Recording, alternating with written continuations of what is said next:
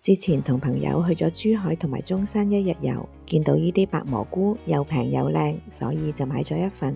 同行有一個朋友，佢對烹飪好有心得㗎，之前都分享過一啲烹飪嘅方法俾我。佢見我買咗咁大盒，又講開啲菇好容易出水，就教我西餐大廚處理蘑菇同埋保存嘅方法。白蘑菇嘅菇丁其實都可以食㗎，不過接觸到空氣嗰部分已經氧化咗，所以通常都會切走少少。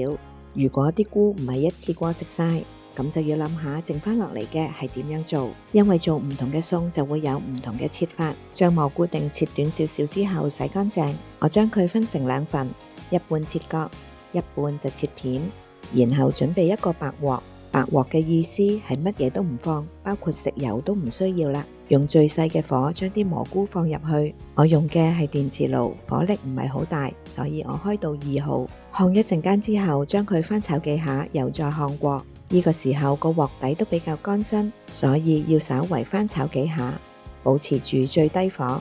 你見啲菇開始深色，而且有啲水蒸氣慢慢出嚟啦，用慢火慢慢咁樣烘，就可以令到菇裏邊嘅水分慢慢逼出嚟。